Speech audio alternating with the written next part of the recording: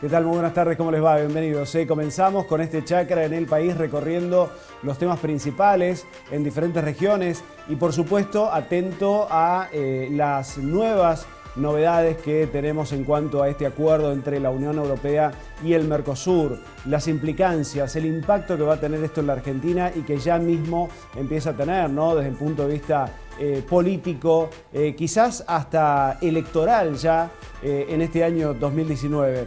Pero todos estos temas los vamos a charlar en la tarde de hoy con Gustavo Perigo, que es director comercial de ABSEB.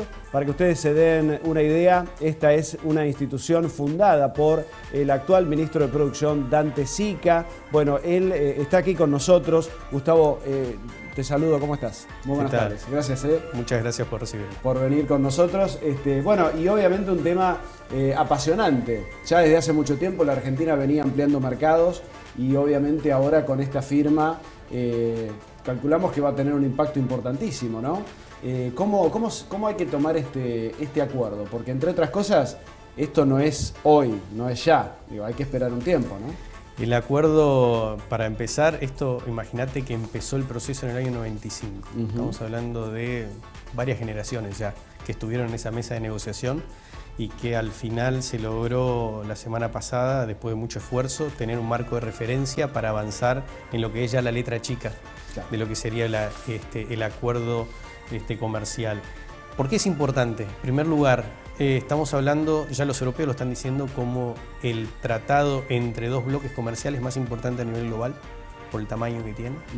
En segundo lugar, amplía el mercado para ambos y principalmente, y voy a destacar esto que es muy importante, genera certidumbre al momento del comercio y las inversiones de los dos lados. O sea, de alguna manera la cancha te la van a dejar con las líneas, viste, que la vas a poder ver y vas a decir, bueno, yo juego acá adentro. Pueden haber cosas buenas, malas, pero digo, está la cancha y eso va a ser muy importante, tanto en el proceso de atracción de inversiones como también en el proceso de poder pensar en una mayor inserción de la producción local en la Unión Europea. Sin dudas, una cuestión que se viene reclamando hace mucho tiempo, con claridad, ¿no? Todo el mundo habla de seguridad jurídica, bueno, ahí tenés un ejemplo claro. Sí.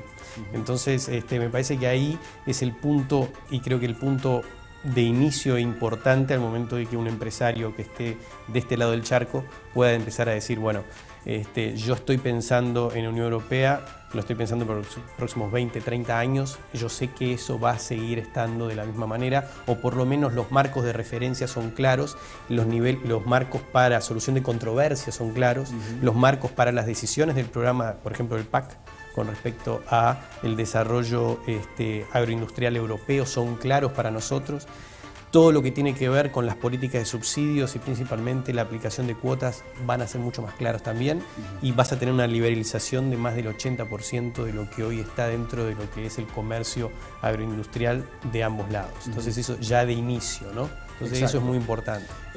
A destacar también, más temprano lo hablábamos con un representante de una de las entidades, Federación Agraria Argentina, que estuvo en la reunión de hoy, con Mauricio Macri, estuvo Dante Sica, estuvo Echevere, y mañana también una reunión muy importante ampliando un poco esta mesa con más de 30 entidades empresariales. Y la idea era esto de que todavía falta la firma, falta una serie de cuestiones que van a estar recién para dentro de 2 años. Es decir, concretamente, a corto plazo no hay nada. El proceso que se dio la semana pasada es el puntapié inicial para ya el marco de referencia ya planteado con las pautas principalmente de lo que nosotros llamamos, que estamos en tema de comercio internacional, acuerdos de primera generación, que son las liberalizaciones arancelarias principalmente, ¿sí? Marcar una pauta de apertura, baja de aranceles, generación de cuotas o generación de determinados marcos o estándares, ¿sí? Ese marco de referencia está, ahora va a entrar en un proceso que en los próximos, creemos, 1 a 2 años debería primero, el marco tiene que pasar por las legislaturas de ambas regiones. El Mercosur tiene una lógica de aprobación, la Unión Europea tiene su lógica de aprobación. Es más, vimos ahí, por ejemplo, Macron diciendo Francia no sabemos si está en condiciones o no de dar el ok. Y en ese proceso también de esos año y medio o 2 vas a estar viendo la letra chica. ¿Por qué? Porque un proceso de integración, y eso me parece que es importante que quede para el público, no es algo que, no, ahora yo tengo un proceso de integración, un mercado, y lo que hago es abro mañana, sino que no, lo que se hace son un proceso que lleva entre 10 y 15 años, ¿sí? Para que vos vayas llevando a una convergencia comercial, que eso es lo que hay que generar. ¿Por qué?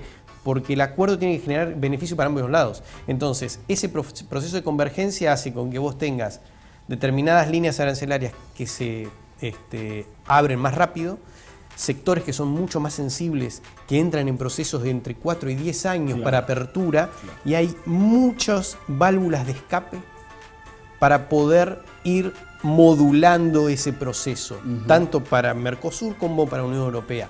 Ambas cosas están en la mesa. Vos ahora lo que entrás es en una segunda etapa, donde vos dijiste, ok, voy a ser tu socio estratégico. Bueno, ahora entramos en una etapa en los próximos 2 años de empezar a ver los puntos mucho más finos con respecto a esta lógica del acuerdo. Y de acá a 2 años, entonces cuando hay una primera etapa, porque lo primero fue la firma, acuerdo. ¿Ya estuvieron todos de acuerdo? Totalmente, que es fundamental. Es fundamental, ¿no? Después de este proceso de 20 años de negociación. Y de acá a 2 años hay una cuestión que tiene que ver con los aranceles que van a estar en cero directamente.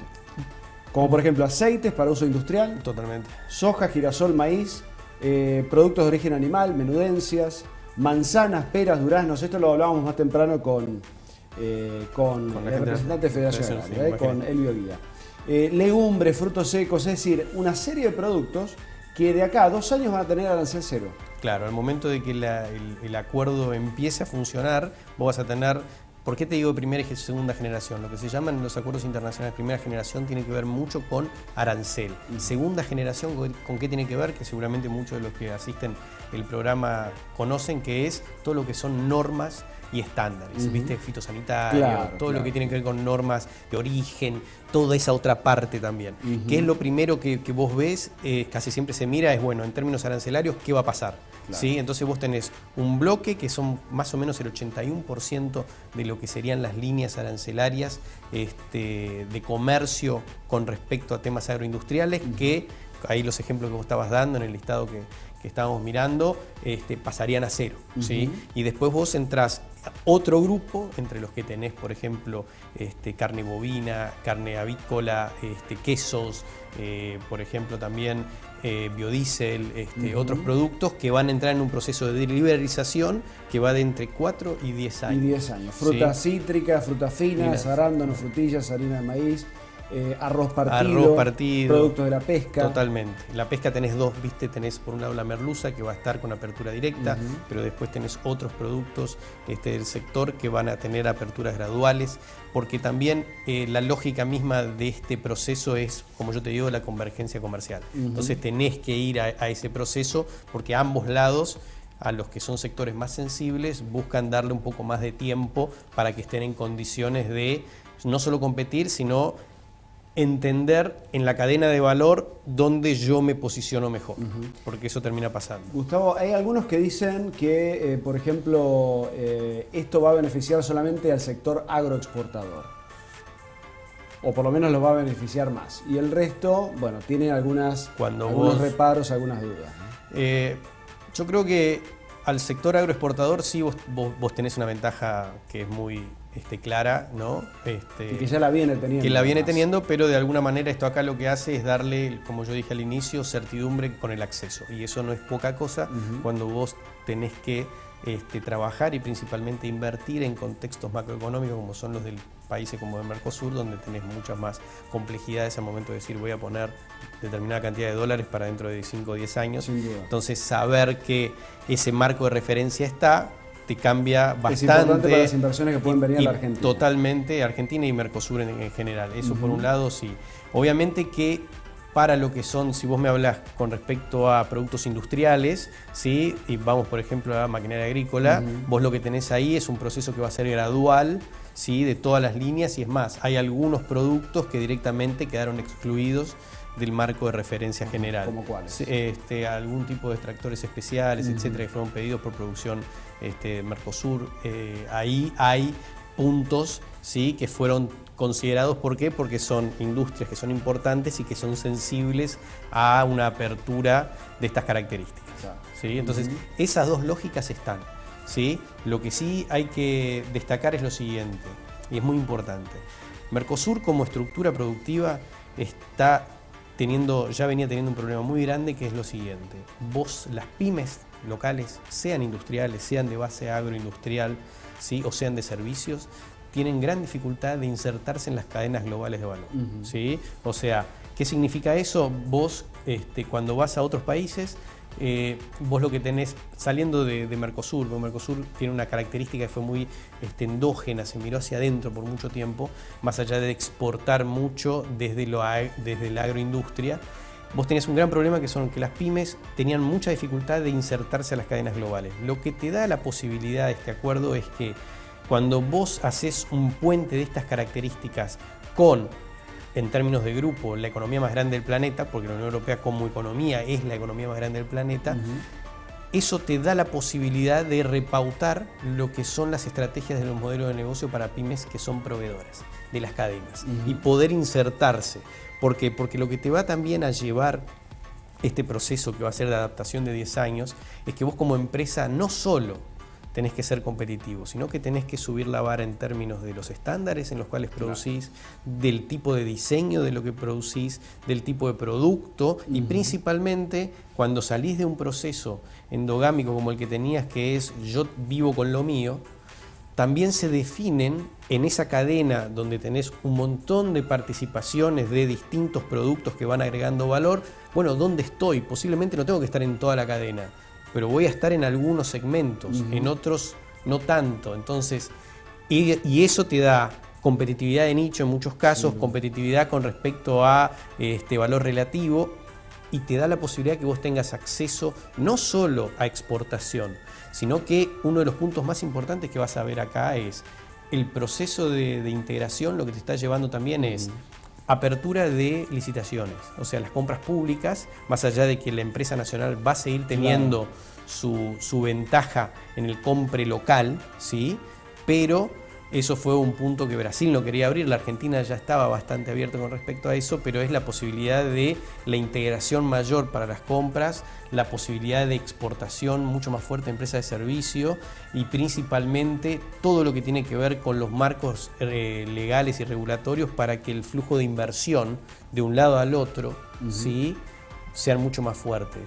Lo que vamos a terminar asistiendo en los próximos 5 a 10 años es que el marco de la matriz productiva argentina y del Mercosur va a sufrir un gran cambio. La misma lógica que vivimos, ¿te acordás cuando lo que conocimos la Argentina o el Brasil pre-Mercosur y post-Mercosur, donde hubieron grandes cambios con respecto a las lógicas productivas, las llegadas de multinacionales o nacionales que actuaban de ambos lados? Esa lógica productiva va a tener un impacto fuertísimo en los próximos 10 años para lo que va a ser el Mercosur en su conjunto. Obviamente pensamos que va a ser en beneficio de todos, ¿no? Totalmente, es que por eso es la convergencia regulatoria y la convergencia comercial se lleva durante 10 años. No es que es algo, bueno, mañana empezamos y a ver qué pasa. No es verdad eso, es inviable. No es viable para nosotros, pero tampoco es viable para los europeos, porque hay muchos sectores donde nosotros somos mucho más competitivos y donde los europeos tienen también un montón de resquemores con respecto a la apertura. Entonces hay un proceso de convergencia, que eso es lo importante en términos de comercio. Bueno, y esto es importantísimo lo que decías de encontrar el lugar, ¿no? ¿Qué posición ocupa la Argentina, Brasil, digamos, desde el punto de vista productivo, para lo cual se va a necesitar un pensamiento estratégico importante, ¿no? Totalmente, y yo creo que ahí hay un punto que acá en la Argentina, que ahora además estamos en época de campaña, todo el mundo le encanta llenarse la boca de decir política de Estado. Bueno, el acuerdo Unión Europea-Mercosur ya es una política de Estado. ¿Por qué? Porque si miramos al pasado, el propio gobierno anterior también quiso llegar a un acuerdo en el 2014 y no se llegó al total punto de coincidencia. Porque no había ni del lado Mercosur y ni del lado europeo una condición, yo creo, política de soporte general para que las líneas que faltaban, porque hasta ese momento había una coincidencia del 60% más o menos, poder subirlo un poco más o poner un estándar, es decir, a partir de acá avanzamos. ¿Y por qué se dio ahora? Yo creo que lo que se da es un conjunto de factores, y eso ya es un poco también el análisis que hacemos nosotros desde ABCEB, es, por un lado, la guerra comercial entre China y Estados Unidos. Nosotros fuimos, el año pasado cuando se hizo el G20 acá en Argentina, ustedes saben, existe lo que se llama el B20, que es el Business 20, que acompaña en términos de la comunidad empresaria global al G20, generando propuestas de política pública para que se presente al G20 al final. Nosotros fuimos el concept partner que en el grupo de comercio e inversiones trabajó la letra chica de la propuesta. Y lo que se observaba muy bien, y es parte de lo que hoy todo el mundo ve a nivel global, es que esta discusión, esta dificultad que está teniendo China y Estados Unidos de encontrar puntos en común, está llevando a un reacomodamiento de muchos jugadores, ¿sí?, a nivel global. Y en ese marco de referencia, en primer lugar, vos tenés países como Argentina o Brasil que han tomado la decisión de llevar adelante procesos de apertura y negociación. O sea, en el sector agroindustrial se ve claramente apertura para el sector de la carne, apertura para todo lo que es agroindustria, apertura para lo que es inversiones con Asia, Estados Unidos, etcétera. Esa decisión está tomada. Entonces, cuando vos tenés un marco de referencia ya de ambos gobiernos, que antes eran un poco más cerrados hacia un proceso de apertura, y por otro lado tenés una Unión Europea que está necesitando también generar una mayor apertura de alianzas estratégicas, eso es real también, principalmente en lo que nosotros llamamos ese triángulo que existe en Latinoamérica entre las inversiones norteamericanas, las europeas y las asiáticas. Esto acá le da una avenida de inversión a los europeos hacia Sudamérica, considerando que Mercosur es más del 60% de lo que vale el 70% del PBI de toda Sudamérica. Esto es una avenida de inversiones con estándares mucho más claros para que también ese intercambio de inversiones sea mucho más fluido, y eso es muy beneficioso también para ambos lados. Ahora se está viendo esto, ¿no?, de que se va reconfigurando un poco toda esta cuestión comercial en el mundo. Y esto se ha visto, por ejemplo, con esta nueva designación. Ahora la Comunidad Europea ha decidido que Christine Lagarde asuma al frente del Banco Central Europeo, ¿no? Totalmente, que Christine Lagarde ha tenido una historia muy amplia también cuando fue ministra del gobierno francés, ¿sí?, del área de Hacienda. Ella estuvo muy involucrada. Quería ser presidente ella. Totalmente, pero digo, hay un punto que por ahí escapa al común de la gente, que es cuando fue la crisis financiera. Francia y ella estuvo muy involucrada en el trabajo con las distintas instituciones y con la Reserva Federal Norteamericana y con la Reserva Europea en términos de buscar salidas. Fue un actor muy importante en ese momento. Por eso también después el FMI, ahora el nuevo puesto, tiene que ver con un perfil de alguien que ha venido estando en la mesa de negociación, en los grandes problemas mundiales en términos de la economía y finanzas. Por eso no es descabellado pensar que fuera a pasar algo así. Exacto, pero digo, de alguna manera también es parte o un eslabón de todo este proceso que se va dando, ¿no? Totalmente, y también de una... No es casual. Totalmente, además de una Unión Europea que hacia adentro se está preguntando muy fuerte sobre sus líneas y sus decisiones. El Brexit, claro. Cómo tuviste el resultado de las elecciones últimas con respecto al surgimiento o las fuerzas que han tenido los partidos más de derecha, o lo que fueron los partidos verdes también, dentro de mucho de lo que son los países centrales. ¿Sí? Entonces eso también te está marcando de que ese, de alguna manera, status quo que surge a partir de Maastricht y a partir de Roma, ¿sí?, está queriendo decir, bueno, en un mundo distinto tenemos que ser más competitivos, tenemos que tomar algunas decisiones distintas, y yo creo que eso, la apertura hacia Mercosur, es una señal muy grande. ¿Qué pasa en ese sentido político, digamos, en el marco de América del Sur, o en el Mercosur puntualmente, con Brasil, con Argentina y estos cambios de gobierno, además, que se fueron dando desde el punto de vista ideológico, ¿no? Yo creo que es un espaldarazo muy fuerte de parte de la comunidad internacional, de la mano de la Unión Europea, llevar adelante el inicio de la segunda etapa de este proceso de negociación. Porque digo, era casi como, me hace acordar mucho, ¿viste?, todo el problema que tiene la ronda OMC, que nunca llega a nada, que ha tenido miles de problemas. Claro. Esto acá también tiene una historia en tiempo casi tan larga como esa, un poquito menos, pero casi tan larga como esa. Entonces, poder llegar en la misma semana que estaba el G20 en Japón, claro, con la presidencia pro tempore de Argentina, que tiene un perfil mucho más moderado y aperturista de lo que puede tener hoy el nuevo gobierno brasileño. De Bolsonaro, por eso. Claro. Y por otro lado, dar esa señal en el mismo momento es muy fuerte en términos de la decisión también de la comunidad internacional de decirle a ambos países que tienen problemas internos muy fuertes, porque el argentino le gusta mirarse a sí mismo, pero yo miro a Brasil y Brasil tiene graves problemas también en términos económicos, etcétera, que está transitando, y sociales. Entonces la comunidad europea, la comunidad internacional le está diciendo, mira, más allá de todo lo que está pasando, están estos procesos que nosotros estamos apostando a que vamos a ir para adelante. Los caminos son más o menos estos. Porque hay que acordarse una cosa. Vos, después de la firma de esto, estás entrando en un proceso de 2-3 años, más 10 años de liberalización, que es un proceso en el cual las burocracias de ambos lados empiezan a relacionarse.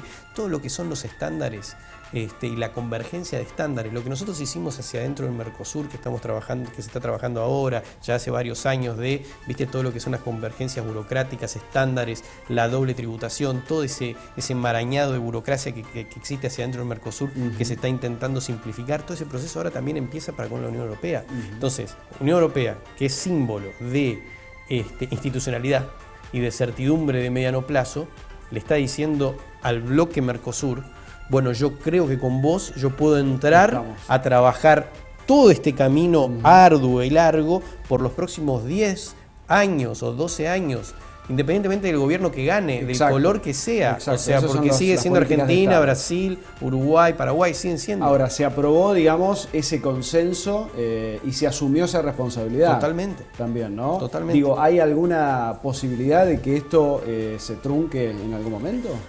Yo creo que el punto más arduo acá va a ser que pase por los poderes legislativos de cada uno de los grupos, o sea, tanto Mercosur como Unión Europea. Creo que ahí va a estar la llave cuando esto entre para ser ratificado, porque es el punto más importante. No requiere lo que acá muchas veces falta, que es el consenso general, ¿no? Me imagino que entre partidos, entre diferentes organizaciones. Totalmente, pero se me hace muy difícil creer que hacia adentro de la Argentina, donde el acuerdo Mercosur-Unión Europea es una política de Estado, porque digo, gobierno que estuvo gobernando la Argentina en los últimos 25 años, gobierno que quiso llegar a un acuerdo con la Unión Europea. Claro. Entonces, tampoco es que, no es que se le ocurrió a este gobierno o es de dos gobiernos, son de varios. Vos podés tener algunas diferencias con respecto a podemos abrir más rápido acá o más lento acá, pero ese proceso de válvulas de escape va a estar, ¿entendés? Entonces el marco de referencia no lo podés frenar. Y hay un punto importante también que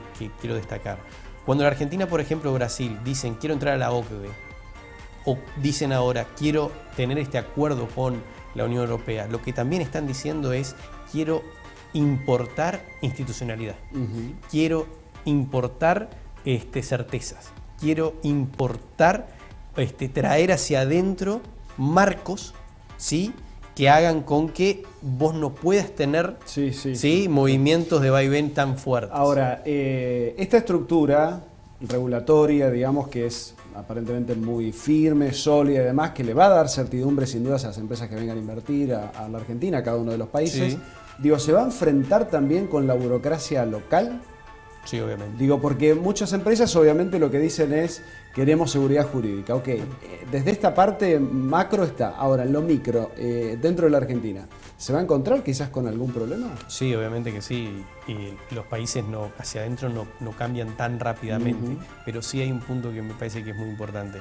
Cuando vos entrás en un proceso de colocación del hoy es el 99.2% de todos los bienes más los servicios arriba de la mesa en un marco de convergencia y un marco de intercambio comercial con Unión Europea, el empresario, el burócrata, el gobierno ya tiene que pensar en términos de yo más ellos, como también lo hizo la Argentina cuando dijo Mercosur. Nosotros ya nos acostumbramos a hablar de Brasil, Uruguay, Paraguay como si fuera una especie de no digo una provincia, pero es como parte de la Argentina ampliada. Vos tomás decisiones en Argentina con el ojo en Brasil. Vos tomás decisiones en Brasil con el ojo en Argentina. Claro. ¿Por qué? Porque sabés que estás integrado, porque cadenas como la automotriz toman decisiones en una integración que es horizontal. Sabés que tiene entre un impacto muy fuerte, ¿no? En vos otros estás, países. claro, entonces vos ahora estás yendo a un proceso de convergencia de los próximos 10, 15 años, pero mirándote vos, Europa. Entonces, los estándares europeos van a tener que ser incorporados acá, como la competitividad argentina y de Mercosur, de que somos, viste, empresarios que podemos vivir en este contexto que es único, ¿no?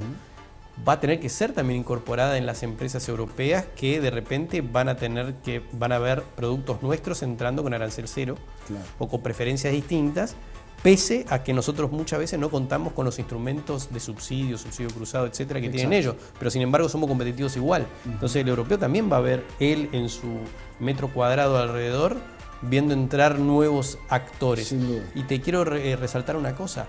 Brasil, a diferencia de Argentina, pero Brasil ya hace muchos años, se ha transformado en un inversor en Europa de empresas europeas muy importante. Ha llevado el proceso de crecimiento, principalmente en los últimos 20 años, con, por ejemplo, InBev, todo lo que son cervezas, etcétera.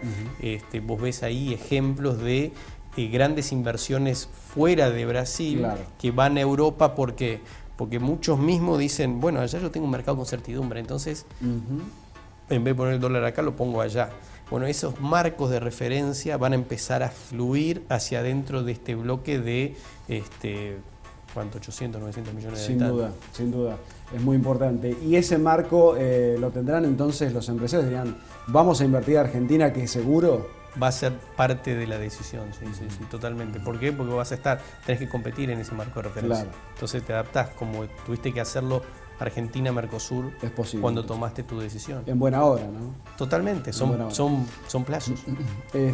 Bueno, hay algunos que critican esta cuestión, o por lo menos con miedo, ¿no? Porque dicen, bueno, quizás van a venir productos extranjeros, libres de aranceles, y quizás la producción nacional se empieza a perder un poco.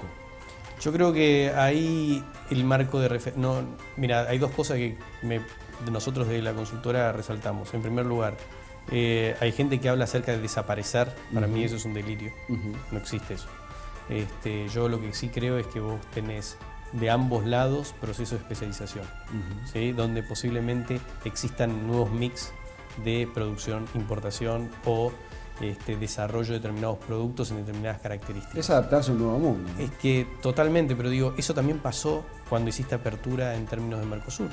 ¿Sí? Eso también pasó antes, pero digo, no vas, y eso yo creo que tiene que ser claro. Primero, el proceso de apertura es muy largo, son 10 años prácticamente en lo que son los sectores, viste que son sectores sensibles, tenés 10 años. Que ahí ya no podés, para ir amoldándose.